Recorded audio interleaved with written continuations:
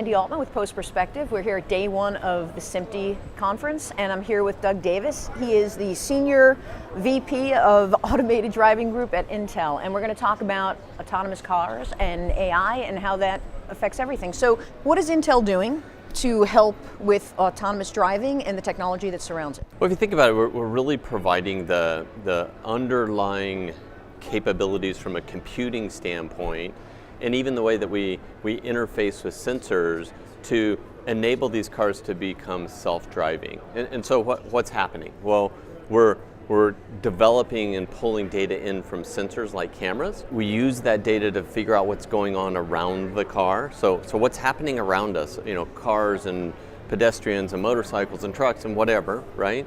And then we're also using a technology to help create high definition maps. So the maps help us understand where we are. And when we put those two sets of data together, it's something the industry calls localization, but it's kind of where am I and what's happening around me. And that's really important, obviously, for an autonomous car to figure out where do I go and how do I get there. But that last part requires a lot of computing, right? And that computing has to happen very, very fast. So we're creating computing capabilities to process all that data really, really quickly, and then to make decisions. Do I stay in this lane? Do I change lanes? Do I need to brake because the car in front of me is stopping? All those kinds of decisions are made by that computing that we're providing. What would you tell someone like me who is just not certain that this is going to work? Well, our challenge right now is you're in the majority. Okay. There was a AAA study that was recently done. It says 2/3 to 3/4 of the people are where you are. A little apprehensive or maybe even frightened to ride an autonomous car. But I'll give you a few things to think about. First of all, about 1.3 million people die worldwide in car accidents. About 38,000 people died in the United States last year in car accidents. Us humans are not very good drivers. That's a good point. So we think with all this technology, which has advanced very rapidly over the past few years, we can build these computers to be much, much better drivers than us humans. We don't get distracted. The computers aren't texting. Yes. They're not impaired. They don't maybe get a little enthusiastic about their driving abilities. So these computers can manage the task in a much more predictable way than us humans. The other thing I'll offer you is I've ridden in a lot of these self-driving cars that are being developed. Yeah. And it's kind of exciting at first, and after just a few minutes it becomes a little boring. Really? Because the vehicles are, you can recognize almost right away how they behave, how they're making decisions, and it almost immediately gives you the assurance that says, okay, this is pretty capable technology.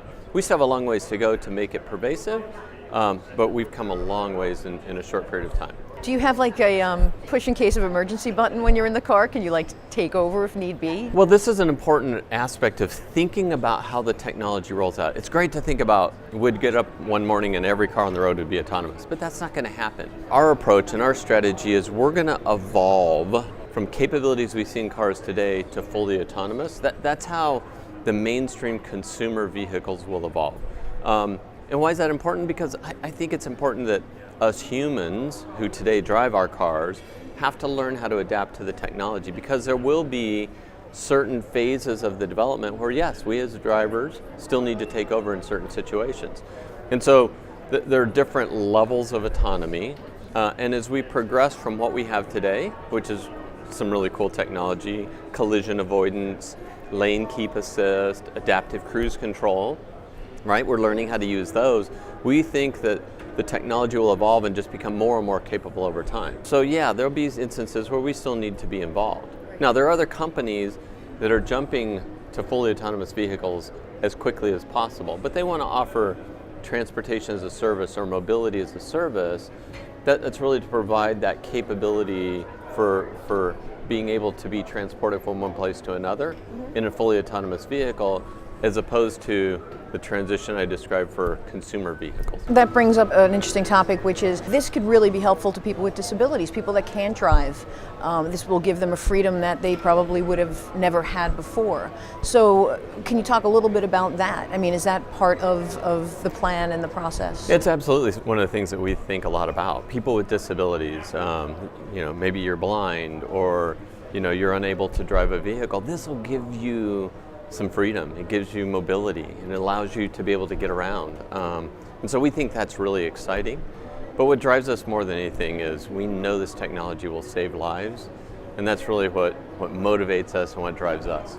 The technology that you're developing in terms of AI, how do you see that then going out into the bigger world of M&E and other places? Well, obviously we have a huge focus at Intel on getting autonomous cars on the road, and that's our primary focus. But for many, many years I've talked about software-defined autonomous things.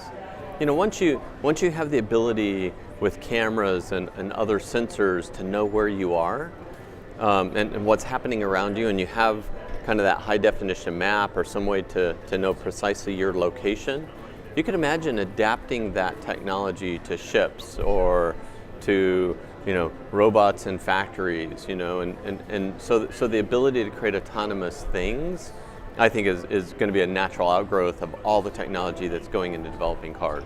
It's very cool. Doug, thank you so much for You taking bet. the time. Doug with Intel, see you soon.